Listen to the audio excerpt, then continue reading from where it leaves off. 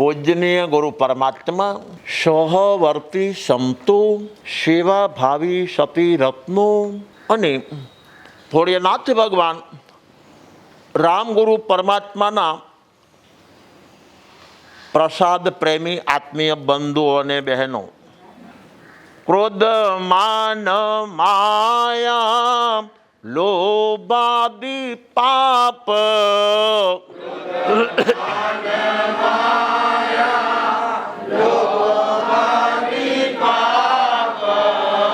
અઢારમું પાપ પાપનો છે બાપ.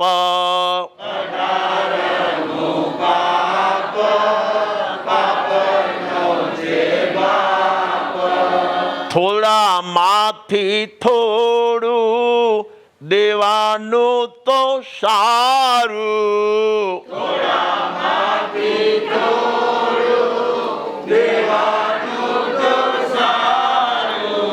ઝાઝામાંથી થોડું લેવાનું છે ખારું.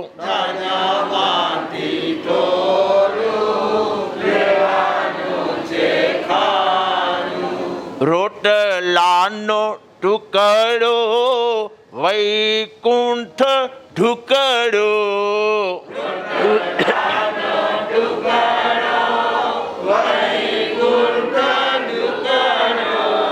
સવારે જગાડતા કહે છે કુકડો.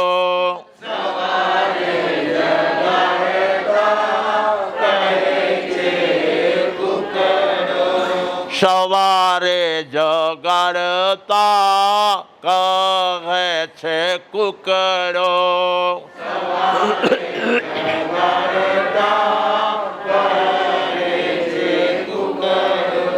તો પહેલા નંબરની અંદર 15મી કડીની અંદર હિંસા, ચોરી, જૂઠ ને વ્યભિચાર પાપ, પાપિયા પરિગ્રહ પાપનો છે બાપ. પહેલા નંબરની અંદર પરિગ્રહને પાપનો બાપ, પરિગ્રહને પાપનો બાપ, પરિગ્રહને પાપનો બાપ કીધો છે. તો એની પાછળનું કારણ, જે જીવાત્મા પરિગ્રહનો પ્રેમી છે, પરિગ્રહની વૃદ્ધિનો પ્રેમી છે, અભિવૃદ્ધિનો પ્રેમી છે, એ જીવાત્મા હિંસા કરવાનો છે. એ જીવાત્મા સ્થિતિ પરિસ્થિતિ આવી એટલે જૂઠ બોલવાનું ને બોલવાનો છે. શું કામ? કે એ પરિગ્રહનો પ્રેમી છે. પરિગ્રહ એના માટે પાપનું બીજ છે. તો એ જૂઠે બોલશે, ચોરી કરશે. અને પરિગ્રહ જેમ જેમ વધતો જાય છે તેમ તેમ પ્રાય કરીને વ્યક્તિ વિકારી બનતો જાય છે, વિકારી બનતો જાય છે, વિકારી બનતો જાય છે. જોજો, પરિગ્રહનો યોગ છે એ જીવાતના પ્રાય કરીને વ્યભિચારીનો ભોગ બને છે. તો હિંસા, ચોરી, જૂઠ અને વ્યભિચાર એ પાપ. આગલા પાપ ઊભા હોય તો 5મા પાપના ઉપર ઊભા છે. અને અમારા માટે કેવું હોય તો અહિંસા મહાવ્રત, અસત્યનો ત્યાગ એ મહાવ્રત, ચોરીનો ત્યાગ એ મહાવ્રત. પહેલું જોજો, હિંસાનો ત્યાગ એ મહાવ્રત, અસત્યનો ત્યાગ એ મહાવ્રત, ચોરીનો ત્યાગ એ મહાવ્રત, અબ્રહ્મનો ત્યાગ એ મહાવ્રત. અને 5મું પરિગ્રહનો ત્યાગ એ મહાવ્રત છે. અમારી સૂઝ શાન ઠેકાણે આવે, સાધુ સંતોની સૂઝ શાન ઠેકાણે આવે. એટલા માટે ગ્રંથકારોએ, આગમકારોએ 5મા મહાવ્રતની 5 ભાવના આપી છે. 5મા મહાવ્રતની 5 ભાવના આપી છે. શ્રોતેન્દ્રિય નિગ્રહ, ચક્ષુન્દ્રિય નિગ્રહ, ઘાણેન્દ્રિય નિગ્રહ, રસેન્દ્રિય નિગ્રહ અને સ્પર્શેન્દ્રિય નિગ્રહ, એના ઉપર કંટ્રોલ. 5 ઇન્દ્રિયો પર કંટ્રોલ, કંટ્રોલ, કંટ્રોલ. જોજો સંસારી જીવાત્મા માયા મૂડીને પરિગ્રહ માને છે, સંપત્તિને પરિગ્રહ માને છે, પૈસાને પરિગ્રહ માને છે.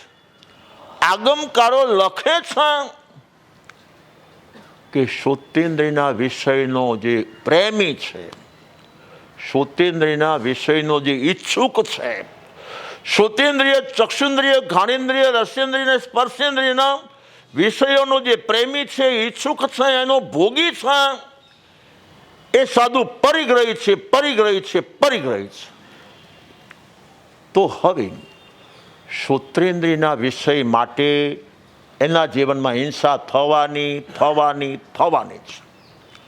સાધુનો વેશ હોવા છતાં એમ એના જીવનની અંદર વર્તન મળવું મુશ્કેલ છે. એ પ્રસંગ આવશે તો ઇન્દ્રિયના વિષયનો પ્રેમી આત્મા જો હશે તો પ્રસંગે જૂઠ બોલવાનો, મહાવ્રતમાં દોષ લગાડવાનો. શું કામ? પરિગ્રહ એ પાપ છે. તો 5 ઇન્દ્રિયના વિષયનો જે પ્રેમી છે એ ઇન્દ્રિયના વિષયનો પરિગ્રહી છે. તો એના માટે એ શ્રોતેન્દ્રિય, ચક્ષુન્દ્રિય, ઘાણેન્દ્રિય, રસેન્દ્રિય, સ્પર્શેન્દ્રિય એના વિષય જાણવા માટે ને માણવા માટે એ હિંસાય કરશે, જૂઠે બોલશે, ચોરીએ કરશે અને આગમિક વ્યભિચાર સુધી જીવાત્મા પહોંચવાનો છે. હું આગમિક શબ્દ શા માટે વાપરું છું? સંસારી જીવાત્મા ચોથા વ્રતને જ અબ્રહ્મ ને બ્રહ્મ કહે છે. ભાઈ, ચોથા વ્રતનું પાલન કરે તો આ બ્રહ્મચારી છે, અને ચોથા વ્રતનું પાલન ન કરે તો આ વ્યભિચારી છે. આ સંસારી આત્માઓની સામાન્ય સૂઝ છે. આગમકારો લખે છે કે જે જીવાત્મા પોતે પોતાની કોઈ પણ ઇન્દ્રિયો અને નો ઇન્દ્રિય એટલે મન એના ઉપર કંટ્રોલ ગુમાવે છે તો એ સાધુ વ્યભિચારી છે. સમજી ગયા છો ભાઈ? શું કામ? 5 ઇન્દ્રિયના વિષય 23 અને એના વિકાર 252. આગમકારોએ 252 ખૂણા ઉપર સાધુને વિજયી બનવાનું કહ્યું છે. તો મારે વાત એ કરવી છે, તો જે જીવાત્માના જીવનની અંદર કોઈ પણ પ્રકારનો કોઈ પણ ચીજ ઉપર મોહ હોય છે, આનું નામ પરિગ્રહ છે. સમજી ગયા? માત્ર પૈસો એ જ પરિગ્રહ નહીં. પૈસો એ જ પરિગ્રહ હોય તો નારકીમાં પૈસો લઈ આવો, ચાલો. સંઘની તિર્યંશ પંચેન્દ્રિયમાં પૈસો લાવી દો, પરંતુ ચેતન તત્વ સિવાય અન્ય તત્વની જે પકડ છે એ જ પરિગ્રહ છે.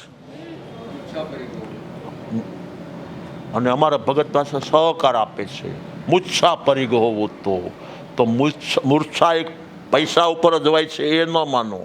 મૂર્છા આ તન ઉપર પણ મૂર્છા હોઈ શકે છે. તન, મન અને ધન એ બધા જોડિયા ભાઈઓ છે. સમજી ગયા છો?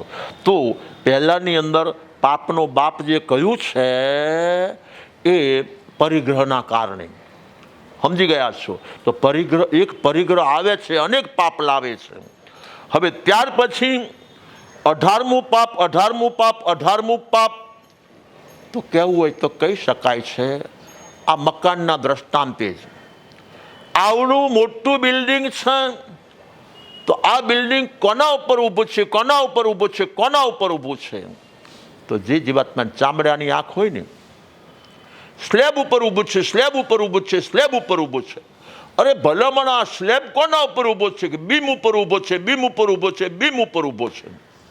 સમજી ગયા છે? ઉપલાને સ્લેબ કહેવાય છે તો આને બીમ કહેવાય છે. તો હવે આ બીમ કોના ઉપર ઊભા છે? કે પિલર ઉપર ઊભા છે. અરે ભલા માણસ, આ પિલર કોના ઉપર ઊભો છે? સમજી ગયા છો? એ પાયા ઉપર ઊભા છે. પિલર બધા જે ઊભા છે એ પાયા ઉપર ઊભા છે, પાયા ઉપર ઊભા છે, પાયા ઉપર ઊભા છે.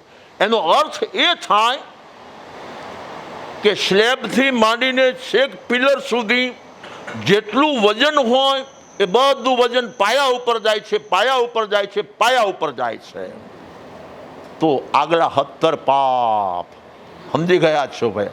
આગલા જે 17 પાપ છે એ પહેલા નંબરની અંદર જો બિલ્ડિંગના કાર્યને કોઈ સમજતા હોય તો જ્યારે પાયો થઈ જાય ને પછી પ્લિન્થ ઉપર આવે ને તો પાટો ભરે, તો સમાજને પાટો દેખાય, પ્લિન્થ દેખાય, પાટો દેખાય, પરંતુ આગલા ઉપરલા પિલર દેખાય. પિલર ઉપર બીમ આવે તો બીમ દેખાય, ઉપલો સ્લેબ દેખાય, ઉપલી દિવાલ દેખાય, પરંતુ અંદરનો જે પાયો છે, જમીનની અંદર ભૂગર્ભની અંદર જે આ બિલ્ડિંગનો પાયો છે એ કોને દેખાય છે? એ કોને દેખાય છે? એ કોને દેખાય છે? તો એ તો અભ્યાસી હોય ને દેખાય. બિલ્ડિંગના જાણકાર હોય, અભ્યાસી હોય, એને પાયો દેખાય છે ભાઈ. જ્યાં પાયાનો અભાવ છે ત્યાં બિલ્ડિંગનો અભાવ છે. જ્યાં પાયાનો સદભાવ છે ત્યાં નાના મોટા બિલ્ડિંગનો સદભાવ હોઈ શકે છે, હોઈ શકે છે, હોઈ શકે છે. તો 18મું પાપ એ 17 ઝૂંપડાનો પાયો છે. આગલા જે 17 ઝૂંપડા બોલો તો ઝૂંપડા, મકાન બોલો તો મકાન, રાજમહેલ બોલો તો રાજમહેલ. સમજી ગયા છો? આ 17 આગલા 17 પાપ કોના ઉપર ઊભા છે? કોના ઉપર ઊભા છે? કોના ઉપર ઊભા છે? તો મિથ્યા દ્રષ્ટિના પાયા ઉપર ઊભા છે. આ જીવતા જીવનું જીવનની અંદર આ જીવતો જીવ છે. આ જીવનની અંદર અનંતકાળનો સંસાર ચાલે છે, ચાલે છે, ચાલે છે. તો મિથ્યાત્વના પાયાના માધ્યમે ચાલે છે. મિથ્યાત્વનો પાયો જો મુનિના સાથ સહકારી, સદગુરુના સાથ સહકારી અને સદગુરુની યથાર્થ જો ઉપાસના કરવામાં આવી હોય, માત્ર સદગુરુ, માત્ર સદગુરુ, માત્ર સદગુરુ નહીં. જોજો, માં બોલનારા અનેક છે ભાઈ. માત્ર માં બોલે છે માટે માન થઈ જાય છે એવું ન માનો. શ્રવણ પણ માં બોલતો હતો, આ મારા માતા છે, આ મારા પિતા છે, શ્રવણ બોલતો હતો. અને આ જીવાતમાં પણ આ મારા માતા છે, આ મારા પિતા છે બોલ્યા કરે છે. બોલવાથી કંઈ વળે નહીં. તારા માતા પિતા છે ક્યાં? એ કે નહીં તો કે વૃદ્ધાશ્રમમાં છે. સમજી ગયા છે? શ્રવણને પૂછો કે આટલી ઉંમરે માતા પિતા ક્યાં છે, ક્યાં છે, ક્યાં છે? તો ખભા ઉપર કાવડમાં બિરાજે છે, કાવડમાં બિરાજે છે, કાવડમાં બિરાજે છે. સમજી ગયા છો? તો જે જીવાત્મા માતાનો જેમ સેવક બને છે એ જ ન્યાય શ્વાસે શ્વાસે દરેક ઉચ્છ્વાસે લોહીના કણે કણની અંદર જ્યારે જેના જીવનમાં સદગુરુદેવ રમતા હોય ને રહેતા હોય, રહેતા હોય ને રમતા હોય. શ્રવણના મા બાપ જ્યારે પૂછો ત્યારે પોતાની ખભા ઉપર જે કાવડ છે એ કાવડની અંદર બિરાજે છે, કાવડની અંદર બિરાજે છે, કાવડની અંદર બિરાજે છે. સાચો સંતાન હોય તો પોતાના મા બાપ પોતાના હૃદયમાં બિરાજતા હોય, અને સાચો જો શિષ્ય હોય છે તો પોતાના જે સદગુરુદેવ છે પહેલા નંબરની અંદર એના સર્વ આત્મા પ્રદેશે બિરાજતા હોય છે. સમજી ગયા છો? આત્મ પ્રદેશ પહેલા છે, તન પછી છે, તન પહેલા છે, હૃદય પછી છે, હૃદય પહેલા છે, લોહીના કણ પછી છે. જેના પ્રદેશે પ્રદેશે સદગુરુદેવ બિરાજતા હોય છે એના સર્વ ક્ષેત્રની અંદર સદગુરુદેવનો સાથ સહકાર હોય છે, હોય છે, હોય છે. તો આવી સદગુરુદેવની સેવા કરી હોય, સમજી ગયા, આવી સદગુરુદેવની ઉપાસના કરી હોય તો એ જીવાત્માને આત્મતત્વ મળતા મિથ્યાત્વ મટી જાય છે. મિથ્યાત્વ મટતા માહિલો મરી જાય છે. તો આને પાપ કહેવામાં આવ્યું છે. કે 18મું પાપ એ પાપનો બાપ છે. તો કહેવું હોય તો કહી શકાય 17 પાપ જો ઊભા હોય તો 18મા પાપ ઉપર ઊભા છે. કોઈ પણ તોતિંગ વૃક્ષ ઊભું હોય તો એના પાંદડા ઉપર નથી ઊભું, એના ફૂલ ફળ ઉપર નથી ઊભું, એની શાખાને પ્રશાખા ઉપર નથી ઊભું. આખું વૃક્ષ ઊભું હોય તો એના થડ ઉપર નથી ઊભું, પરંતુ આખું વૃક્ષ ઊભું હોય તો એના મૂળિયા ઉપર ઊભું છે, મૂળિયા ઉપર ઊભું છે, મૂળિયા ઉપર ઊભું છે. તો હિંસાનું પાપ જૂઠ ઉપર ઊભું છે એવું ન માનવું, જૂઠનું પાપ હિંસા ઉપર ઊભું છે એવું ન માનવું. 17 પાપ જે ઊભા છે અન્ય એકબીજાને સહકાર 100% આપે છે. આ વૃક્ષની શોભા વધારનાર હોય તો શાખાને પ્રશાખા છે એ સ્વીકાર છે, પરંતુ આ શાખાને પ્રશાખાઓ કોના ઉપર ઊભી છે, કોના ઉપર ઊભી છે, કોના ઉપર ઊભી છે? તો કે એના મૂળિયા ઉપર ઊભી છે. એવી રીતે આજનો માનવ વિવિધ રીતે ફૂલ્યોને ફાલ્યો ફરે છે, ફૂલ્યોને ફાલ્યો ફરે છે, ફૂલ્યોને ફાલ્યો ફરે છે. તો એની વિવિધ પ્રકારની પુણ્યોદયવાળી શાખાને પ્રશાખા ઉપર એ શોભે છે. આજનો માનવ મોટા ભાગે શોભતો હોય, સમજી ગયા છો.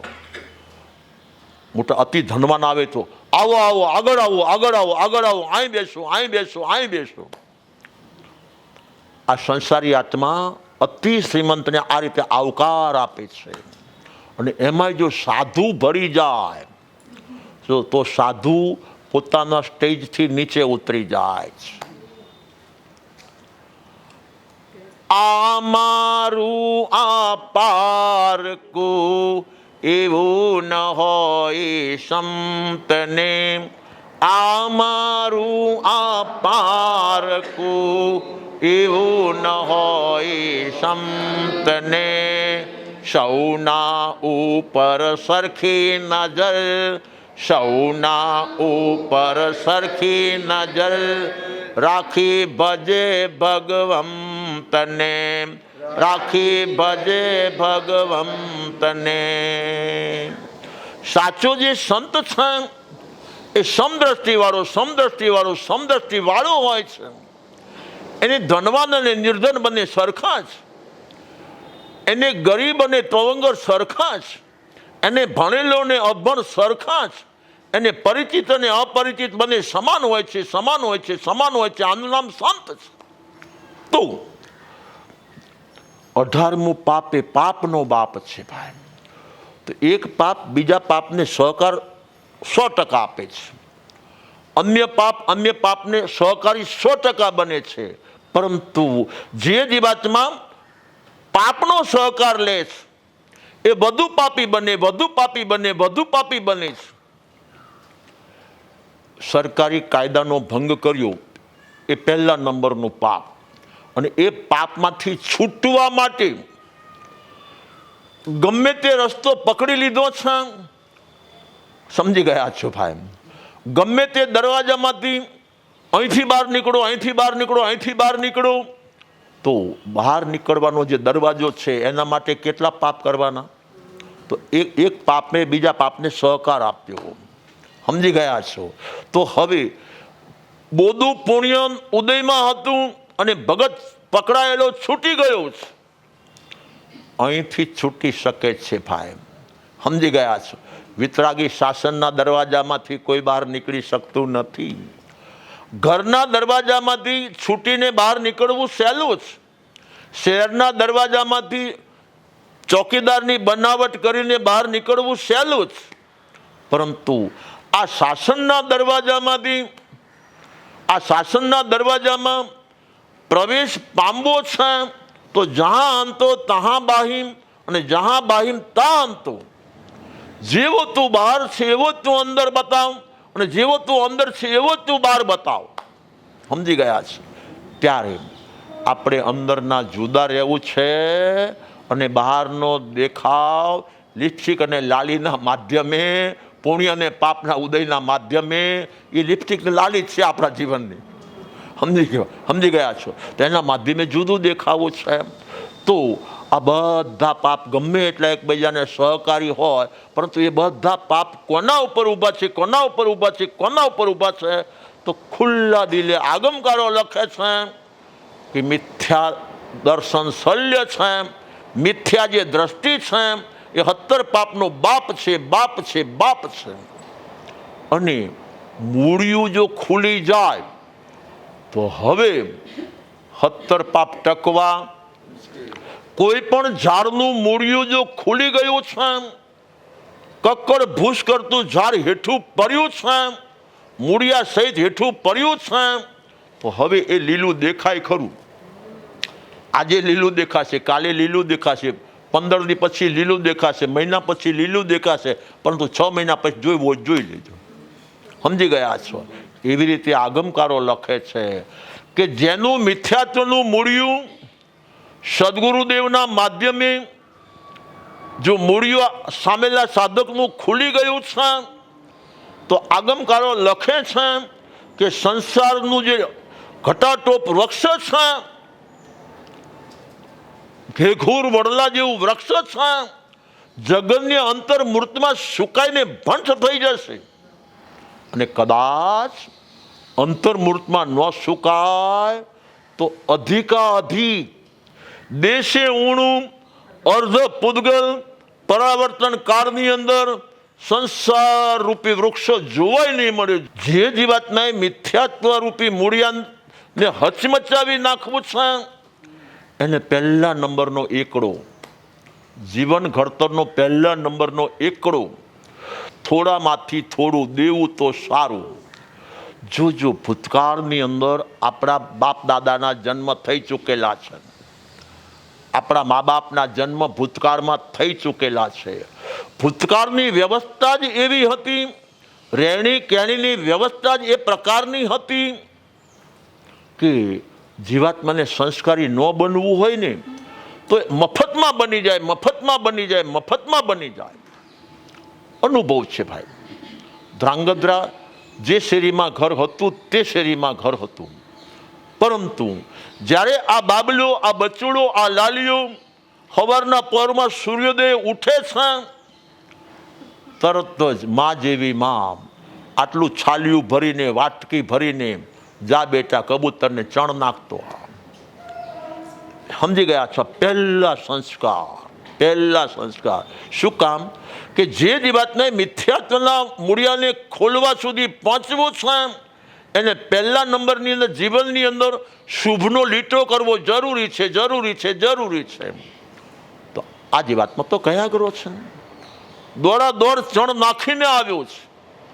હવે જ્યાં ચા પાણી પીવા માટે બેસે છે, બેટા કૂતરાની રોટલી નાખી આવ્યો, બા એ તો બાકી છે, તો જા પહેલા નાખતો આવ. સમજી ગયા છે? જે જીવાતમાં પહેલા બીજાનું પેટ ભરે છે, પછી પોતાનું પેટ ભરે છે, એને પાચન શક્તિ મફતમાં મળી છે, એને ઇન્ડિયન જેમ લેવાની જરૂર ના પડી. સમજી ગયા છો? તો આજની રહેણી કહેણી જોઈ લો. આજનો માનવ હાજો નથી, હાજો નથી, હાજો નથી. કબૂતરને ચણ ગઈ છે, કૂતરાને રોટલા ગયા છે. આની પાછળનું બીજું કોઈ કારણ? રહેણી કહેણીનો અભાવ, રહેણી કહેણીનો અભાવ, રહેણી કહેણીનો અભાવ. અને ઉપરથી પાછા ગૌરવલી ગુરુદેવ અમે 25મા માળે રહીએ છીએ. સમજી ગયા છો? કીધું કૂતરા મળે તો કલ્યાણ થાત. તો 25મા માળે કૂતરાય આવવા તૈયાર નથી, અહીંયા આ જીવાતમાં જવા તૈયાર છે. સમજી ગયા છો? હમણે ફર્યું હોત તો આ મારો જીવંત અહેવાલ છે ભાઈ.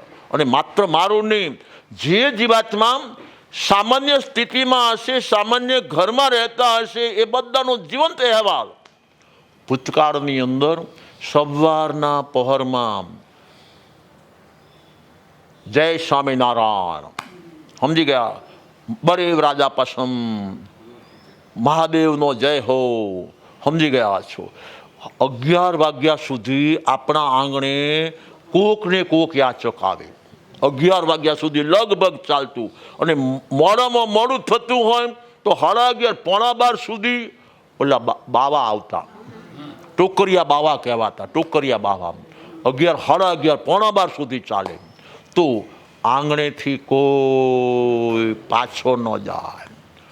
આગમકારો લખે આ જીવાત્માએ વાંચ્યું હોય કે ન વાંચ્યું હોય, યાદ રહ્યું હોય કે ન રહ્યું હોય, અને આગમ કદાચ બધા વાંચે એવું બનવાનું છે નહીં, પરંતુ શ્રાવકનું જે ઘર છે અભંગ દ્વાર, અભંગ દ્વાર, અભંગ દ્વાર, સંત સતીજી તો ક્યારેક પધારે, પરંતુ કૂતરાને, કાગડાને, કબૂતર તો રોજ આવે, રોજ આવે, રોજ આવે, અને આપણને પુણ્યના ઢગલાના ઢગલા આપી જાય. સમજી ગયા છો ભાઈ? દાતાને પુણ્યના થોકના થોક આપી જાય. ત્યારે આજે રહેણી કહેણી બધી હાવ ભિન્ન પ્રકારની, હાવ વિચિત્ર પ્રકારની, કે જ્યાં કબૂતર ન મળે, કૂતરા ન મળે, કાગડા ન મળે, પશુ ન મળે, પક્ષી ન મળે, અને આ જીવાતમાં એકલા એકલા પેટ ભરવાનું છે, ભરવાનું છે, ભરવાનું છે, તો થોડામાંથી થોડું દેવાનું તો સારું, થોડામાંથી થોડું દેવાનું તો સારું. તો પહેલા નંબરમાં સિમ્પલ જે જીવન હતું, સાવ સાધારણ જીવન હતું, સામાન્ય જીવન હતું, એ સદગુણનું દાયક હતું, સદગુણનું દાયક હતું, સદગુણનું દાયક હતું. સંસ્કારનું સર્જન ફ્રી ઓફ ચાર્જ, મફતમાં થતું. અને આજે જોજો, આજનો સમાજ ભણતર માટે લાખો ને કરોડો ને અબજો રૂપિયા વાપરે છે. સંસ્કાર માટે 2 રૂપિયા વાપરવાના હોય તો આ જીવાતમાં વાપરવા તૈયાર નથી. તો અનુભવી આત્માઓ કહી રહ્યા છે, પરમાત્મા મહાવીર કહી રહ્યા છે, ભોળિયાનાથ ભગવાનનો સંદેશ છે કે થોડામાંથી થોડું દેવું તો સારું, થોડામાંથી થોડું દેવું તો સારું. તો પહેલા નંબરમાં આપણને જે પુણ્યના ઉદયથી મળ્યું છે, જોજો, 1000 રૂપિયા મળ્યા તોય થોડા છે, લાખ રૂપિયા મળ્યા તોય થોડા છે, અબજ રૂપિયા મળ્યા તોય થોડા છે, કરોડો રૂપિયા મળ્યા તોય થોડા છે, અને ખરબોપતિ આ જીવાતમાં બની ગયો તોય દુનિયાની દ્રષ્ટિએ થોડો થોડો ને થોડો છે. આખી દુનિયાની સંપત્તિ કેટલી, અને તમે ખરબોપતિ છો, તો એના સામે તમારી ખરબોપતિની સંપત્તિ કેટલી? સમજી ગયા છે? જહાં લાહો તહાં લોહો શું કામ થાય છે એની પાછળનું કારણ છે. જે જીવાતમાં 1000 પતિ નથી કે લખપતિ નથી, એ જીવાત્માને 1000 પતિ બનવાની તમન્ના છે, લખપતિ બનવાની ઈચ્છા છે. જે જીવાત્મા લખપતિ છે એની દ્રષ્ટિ ઉપર છે, હવે કરોડપતિ બનવું છે, કરોડપતિ બની ગયો છે, હવે અબજોપતિ બનવું છે, અબજોપતિ બની ગયો છે, હવે ખરબોપતિ બનવું છે, ખરબોપતિ બની ગયો છે, તો હજી આખી દુનિયાની સંપત્તિ એના સ્વામી બની જવું છે, સ્વામી બની જવું છે, સ્વામી બની જવું છે. જહાં લાહો તહાં લોહો. તો ગમે એટલી સંપત્તિ મળે, આ જીવાત્માને સદા માટે અધૂરી અધૂરી અધૂરી જ લાગે છે. તો હવે જે તમને અધૂરું મળ્યું હોય તે તમને પૂર્ણ મળ્યું છે મારે કહેવું નથી. અને ઉદયના ઘરનું ગમે એટલું મળે તો આગમકારો કહે છે એ અધૂરું અધૂરું ને અધૂરું જ હોય છે. ઉદય પોતે અધૂરો હોય છે તો એની દેન પૂર્ણ ક્યાંથી હોઈ શકે? આત્મા પોતે પૂર્ણ છે તો આત્માની દેન પણ પૂર્ણ હોય છે. તો જે જીવાત્માએ પોતાના જીવનની અંદર સંસ્કારનો એકડો કરવો છે, એ જીવાત્માને જે મળ્યું છે એ ભલે તમે થોડું માનતા હોય તો થોડું, પરંતુ થોડામાંથી થોડું, થોડામાંથી થોડું, થોડામાંથી થોડું જે જીવાત્મા સદા માટે દેતો રહેશે, દેતો રહેશે, દેતો રહેશે, એ જીવાત્મા માનવના ભાવની અંદર આવીને જીવનનો એકડો કરવા માટે ઉચિત બનતો રહેશે, બનતો રહેશે, બનતો રહેશે. અને એ જીવાત્મા આ ભવ ને પરભવ ભવો ભવ છે.